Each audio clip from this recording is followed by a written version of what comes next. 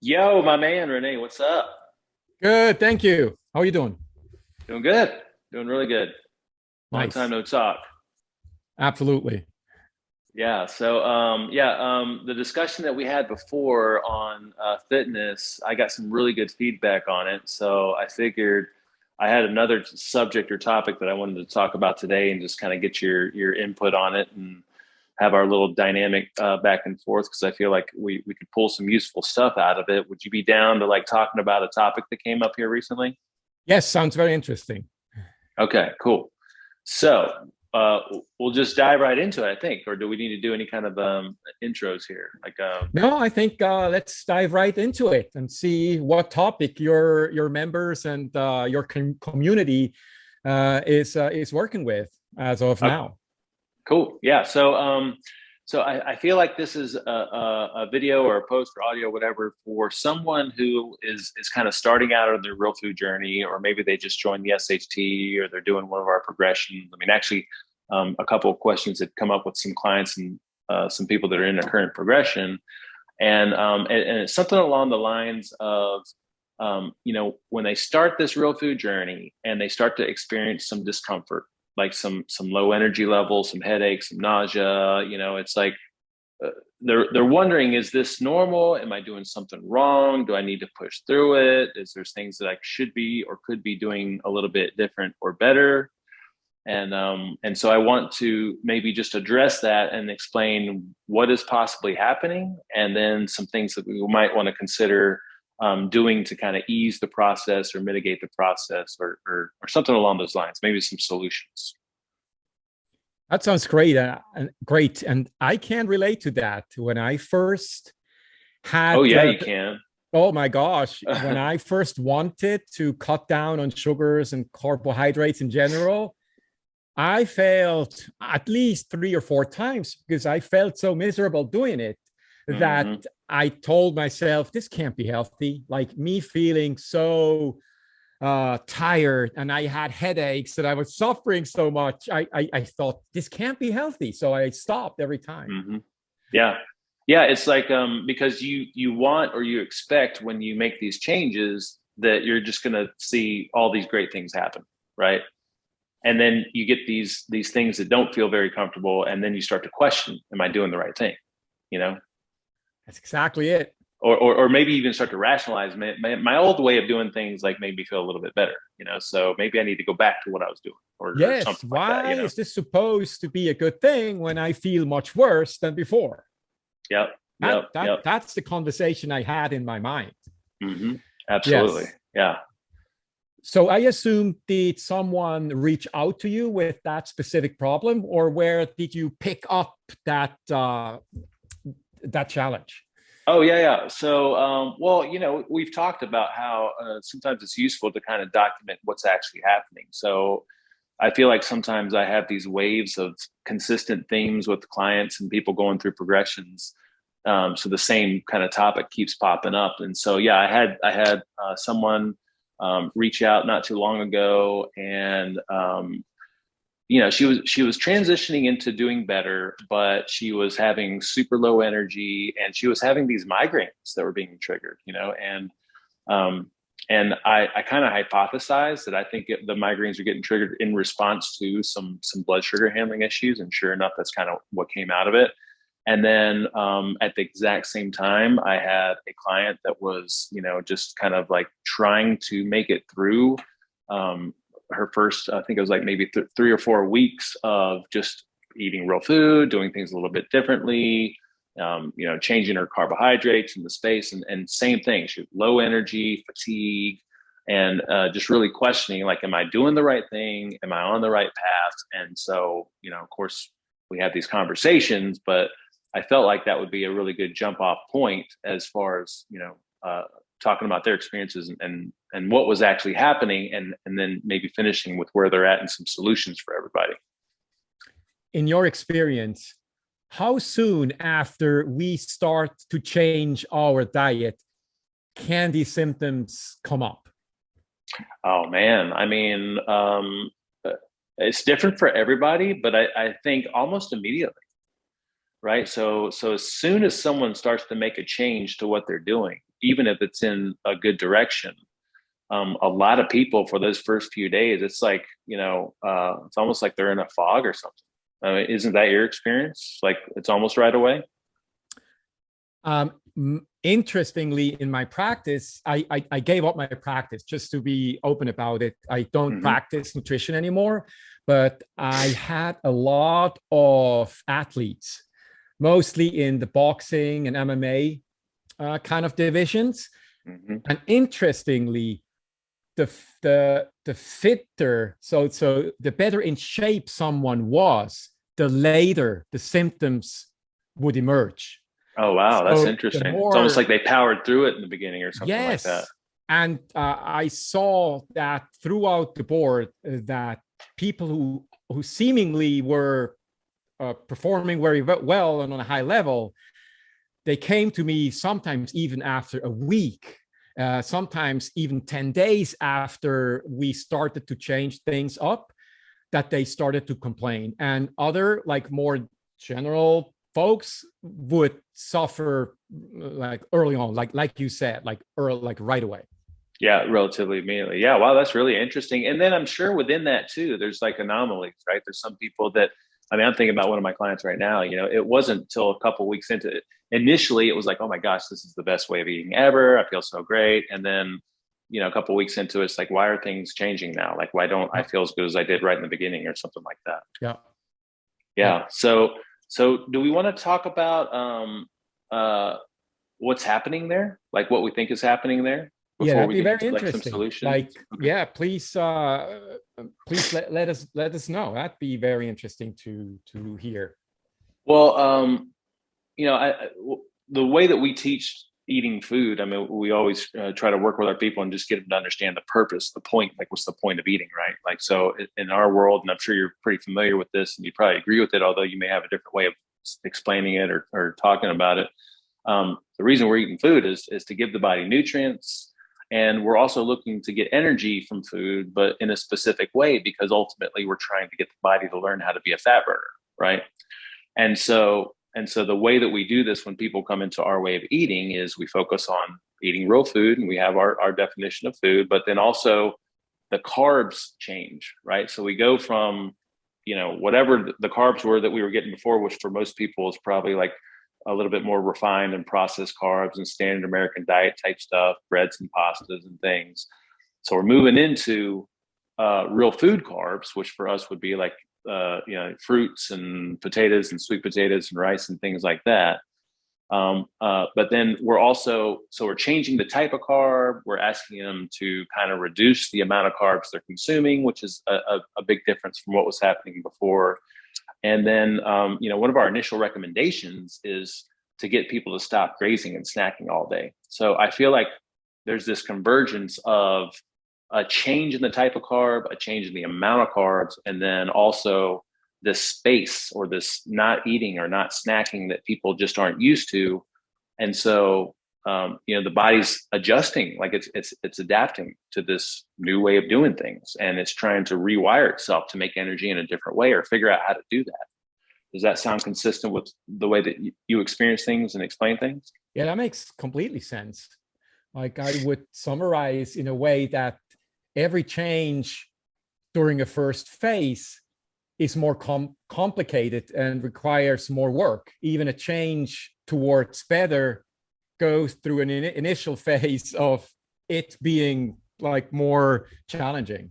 I think that is probably the same thing that goes on inside our body when we change the food that we eat.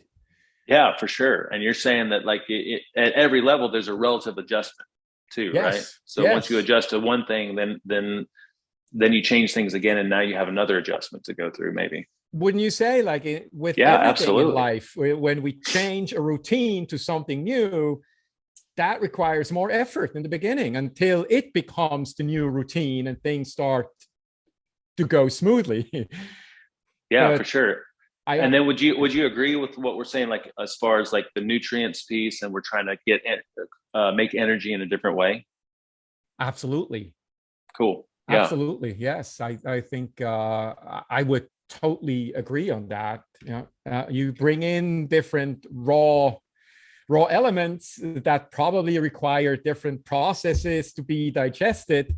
So the body probably needs some time to adjust that and to maybe, have a different tool set to work with the different source material. And that probably takes some time.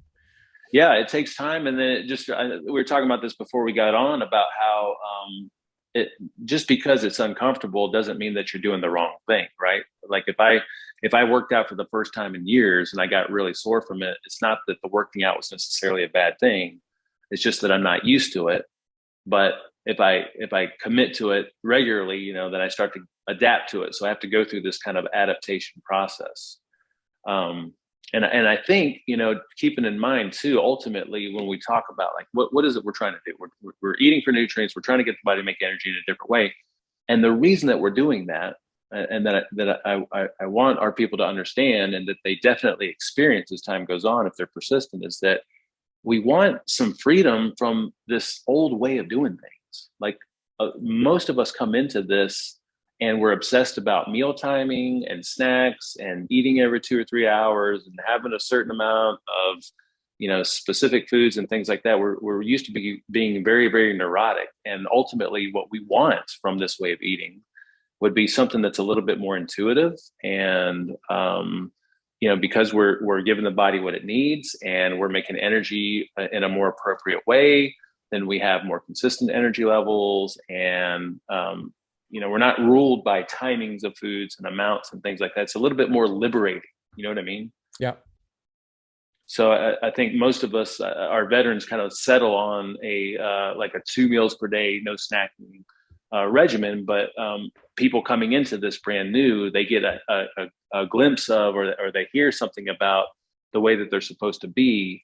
And then they go full force into something, and then they experience these difficulties, and they kind of question what it is that they're doing, and they're not sure if they're on the right path or not.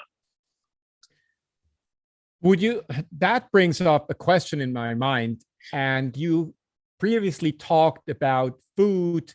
The goal of food is to bring in energy and also nutrients. So the building blocks to do repairs and building stuff, etc.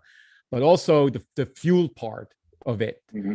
And would you say that the symptoms that we then experience are more stemming off the change in how we use the fuel rather than the symptoms coming from all the nutrients we bring in? Yeah, for sure. It's probably more of an energy thing than anything else. Absolutely. I think so. Like when I am used to using newspaper to start the fire, and all of a sudden all I have are these big logs, it's probably going to require more work to get the fire started. But once the fire is started, I'm much better off using logs than newspapers. That requires way sooner refueling. So that's probably, in my understanding, and maybe you would agree with that.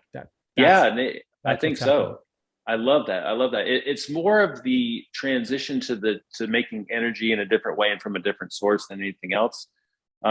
Although I'm thinking about something here. So one of the difficulties a lot of people have when they embark on diets, is this sensation of hunger, which makes it challenging to stick with something, right? I mean, I would say most diets probably fail to some degree because of hunger or cravings, and a lot of times that's because of restriction. And I think longer term, maybe it's a lot to do with not nutrient sufficiency and the energy piece. So although I think it is more of an energy adjustment, nutrients play some role, because if someone becomes nutrient sufficient, we're eliminating the hunger signals from a nutrient perspective, but we're still dealing with the adaptation to creating energy in a different way. Do you understand what I'm saying? Or does that make sense? Absolutely. Yeah, that makes sense. So it's almost like it's weighted in the energy realm, like for sure, like the symptoms are probably 80% like energy, but we still have this focus of eating for nutrients because we want to make sure that we rule out the body being hungry from a nutrient perspective. Yep. That makes sense. Would you then, Well, like, how would you then suggest that people go about it in regards to starting to eat real food in terms of how many meals per day, what to eat, what not to eat, like how to go about going through that change? yeah, so I think that's a great question.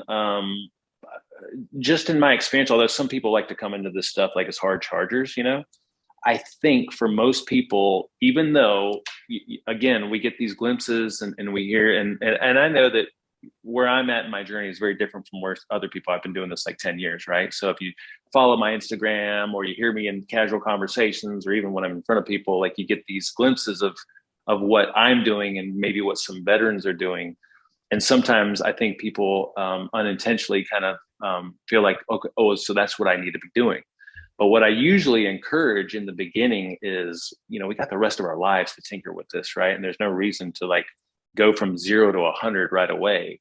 I usually recommend people kind of start slow, and that is transitioning from inappropriate foods to better foods, and that includes reading labels and making appropriate swaps, making sure that your condiments are replaced with condiments made with better ingredients, and just all the different things that you enjoy on a daily basis that may be slightly inappropriate, just kind of replacing those with better things.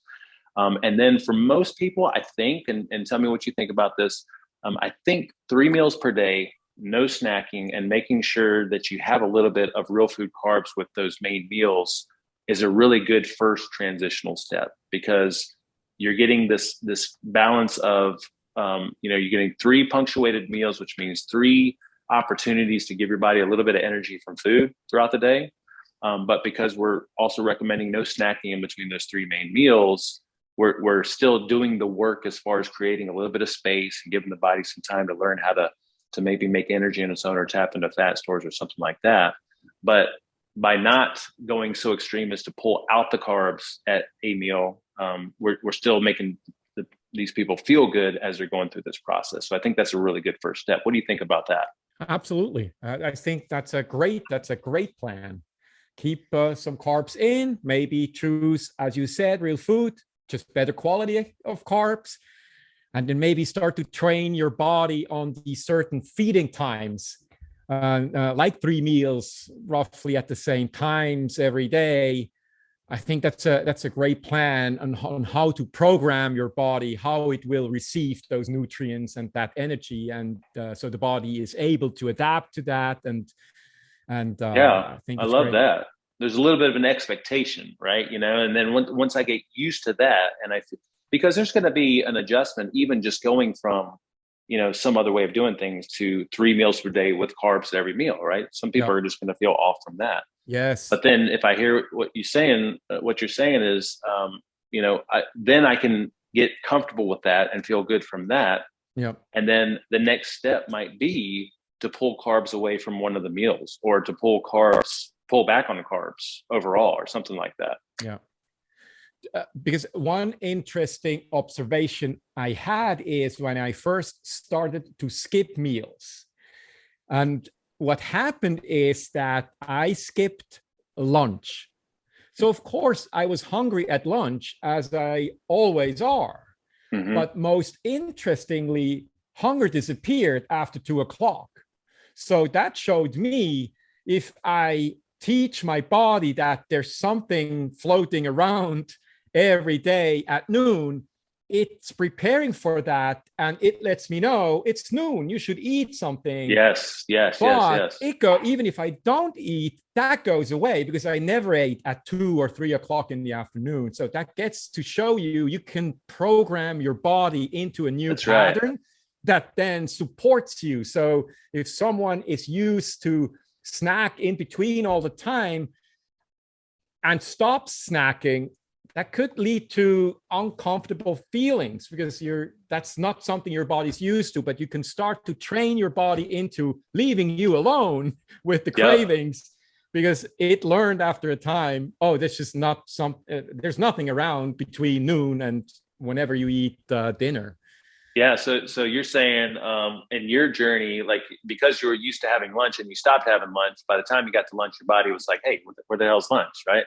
But Yes. because you weren't used to having something around 2 or 3, by the time you got to 2 or 3, the body was like, oh, I'm used to not having it right now. Yes. It took me by And surprise because in my yeah, mind, I should be hungry all the time because I didn't eat. So why would hunger go away in the yeah, afternoon? yeah, But it totally went away. Like I wasn't hungry at all at 2, 3, 4 o'clock. And so that showed me, like, that was a really eye opener for me. That showed me you can program your body how you want to feel. yeah. And just understanding there's going to be like an adjustment anytime you make a change, right? And I love what you're bringing up too, because I was thinking about this earlier. So there's the physiological reality, right, that your body's used to and expecting. And then there's the mental and emotional that you're used to and expecting, right? So if I think that I'm supposed to eat at this time, I'm wired to eat, and when I think about food, it's going to make me hungry anyway. You know what I mean? So it's like just maybe just acknowledging that we're coming from this realm of, we have an expectation, we're supposed to eat a certain amount of times and certain times a day, and so there's the body's habituation to it physiologically, but then there's the mental emotional that contributes to it as well. Huge. Something like that. Yeah. Huge. I think that's a huge component, the emotional part to eating. It's huge. Yeah. You're Yeah. So absolutely right.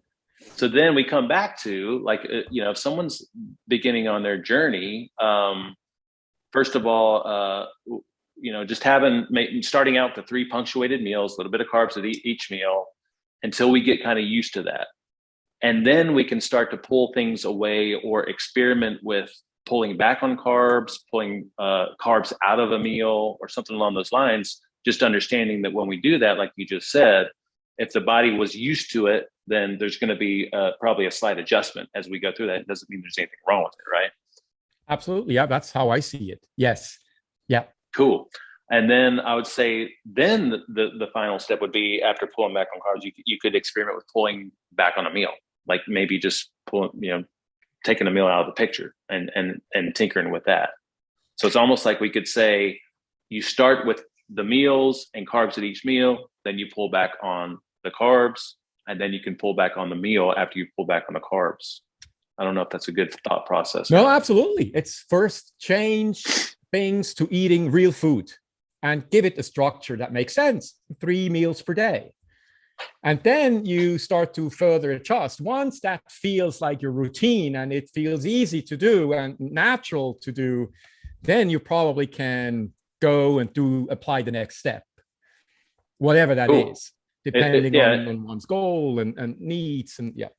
Yep.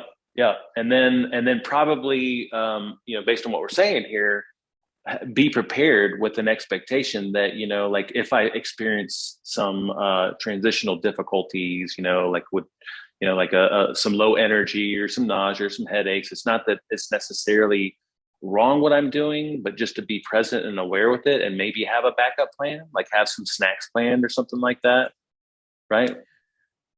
Yes. I would even go as far as saying, if you are experiencing these symptoms, that's a success, because you then know you're forcing the body into the right direction. So you should even embrace those symptoms, because that's your confirmation you're moving into the right direction. That is your confirmation you are on the right track. It's a good thing to suffer. Yeah. And then you just have to find how to balance, like how much to push through versus not, because we have our work responsibilities, our family situation. So that's when it might be useful to plan to have like a snack, a piece of protein or a piece of fruit available, just in case I'm having one of those episodes. I have something I can turn to make me feel better. But every time that I come to that moment, it should get a little bit easier and a little bit easier, because my body's slowly but surely learning to adapt and adjust. Yeah, it will go away. That's my experience with working with a lot of people. It will go away. And I also 100% agree. If you're doing this and you're working at a corporate job and you have a meeting at 4 o'clock and you start to suffer at 3 o'clock, have something ready that makes you feel better, so you can do your job, you can do your thing. And over the weekend, that might be the moment where you say, no, I'm going to push through, even if I have to lay down and watch the latest Netflix, whatever series. But that would maybe allow you to push it a little further. But yeah, have something ready that you can go to when you need relief because you have to deliver.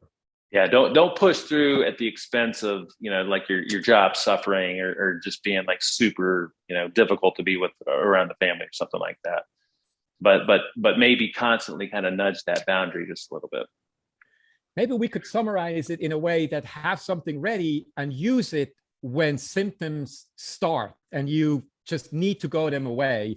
Then you have something, but don't eat snacks. Don't do it just because. Don't do it just because it's 4 o'clock and you don't actually suffering from anything. If you're fine, then don't.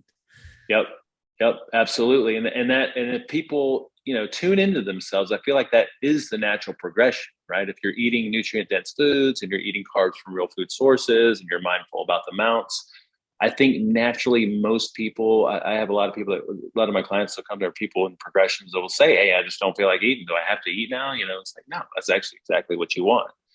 So maybe the final piece of it is exactly what you're saying, which is just let it be a little bit more intuitive. Don't eat just because it's time to eat.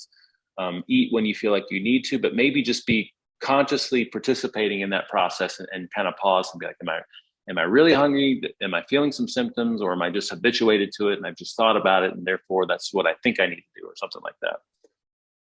I think we have to differentiate the transitional phase where the symptoms are kind of, you feel tired, you might have a headache. So have something ready. But when that transition is over and your body knows how to deal with real food, then those symptoms will be gone. And then it's about, as you just said, listening to your body. And if you're not hungry and, it is lunchtime, but yeah, you can easily skip a meal because your body lets you know, I'm actually not even hungry. And yeah, so and on the flip side of that, if you are hungry, then go for it. I had a client today. Yeah. She's like, I love this way of eating because now I've gotten to the point where 2 meals, no big deal. I can skip a meal, not skip a meal. Yeah. But I also listen to my body, and if mid-morning I feel like I need a little bit of sustenance before I go to work on some of my clients, then I don't feel bad about that at all because I'm listening to my body. Yes. I think that's a perfect place to be, right? Yes. That brings me to the point. Can you give us an outlook? Like, how does it feel once that transitional phase is over and my body becomes this super machine that can, use whatever fuel that's around, if it's internal or external? Like, how does my life change once I'm adapted? Like, how does it look like? How does it feel like? Well, I mean, so you bring up a great point, because like one of these clients' success story is a meeting today. She was like, this is like liberating because I've gotten to the point to where like I'm not obsessed about when I have to eat. I eat when I want to. Of course, because of her work schedule, it's convenient for her to have meals at a certain time.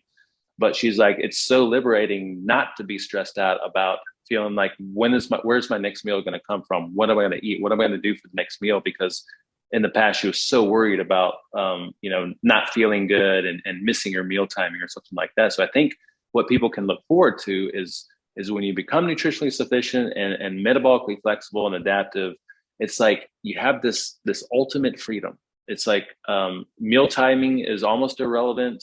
Carbs are almost irrelevant, although most of us probably feel good with some of them in there, but everything becomes a little bit more intuitive. You're not ruled by food. You're not dictated by hunger and energy and low energy dips and things like that. It just becomes a very liberating way of doing things.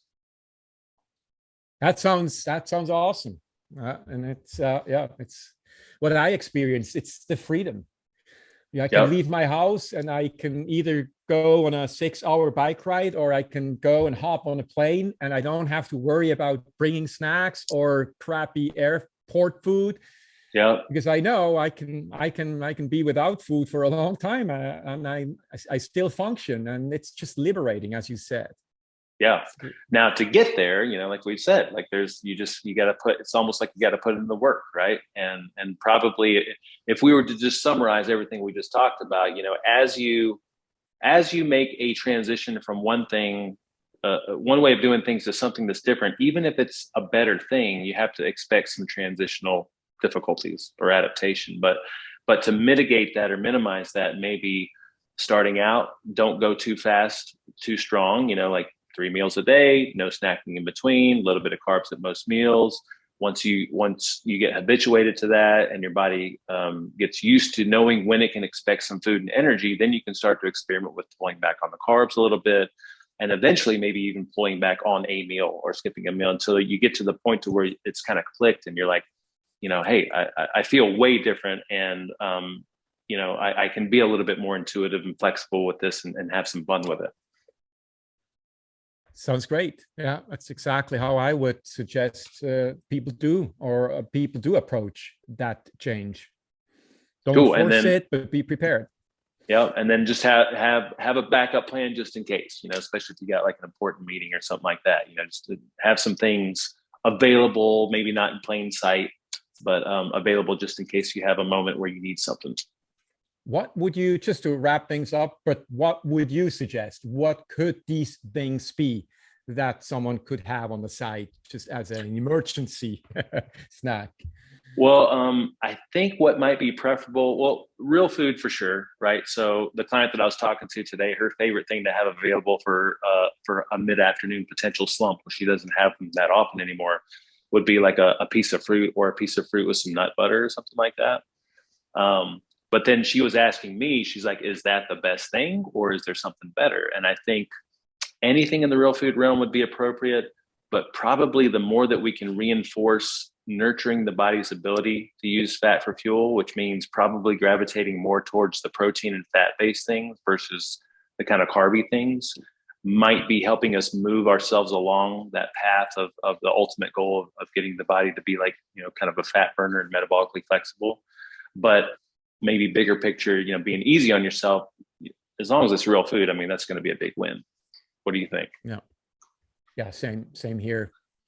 I had clients using hard-boiled eggs. I had then even people go as far as schlepping sardine cans everywhere they went, or anchovies, but these are all great ideas and options.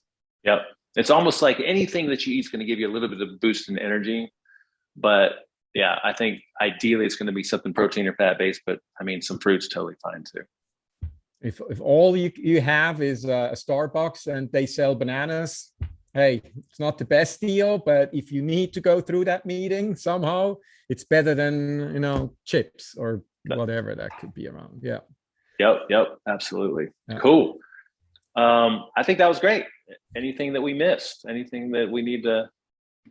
No, I'd be curious to hear from your community if people who are going through that transition, what is it that they experience, and what helps or what did help them go through that phase? Yeah, absolutely. I'm excited to share it with them. And you guys, as you're listening to this, we'd love to hear your feedback. And if this resonates with you, if you have any of your own experiences or feedback or things that worked, we'd love to hear it. Awesome. Cool. Dude, I really appreciate you coming on again, man. I enjoy this. It's nice to have someone to chat with about this stuff. It's always a pleasure. Yeah. All right, brother. Okay. Enjoy that California sun over there. Yeah, we're in the 80s right now, so it's kind of hot. Oh my gosh. Actually, you know what? Believe it or not, like it was freezing last week, and I think today it got up in the mid 60s. So we're catching up. Well, you're catching up. That's good. Yeah. Good to hear. Until your surpasses in summer, where you have that blow dryer man in front of you. You got the guy with the blow dryer following you around. Oh my gosh. Oh my gosh. Yeah. I suffered so much when I visited you last time. Oh my God. Oh, it's cracking me up. Where's that guy with the freaking blow dryer? Yes, just all the time. Like he's following me around. I can't believe. All right. Good talking to you. Man. I appreciate it. Talk soon. We'll talk soon. All right. Later.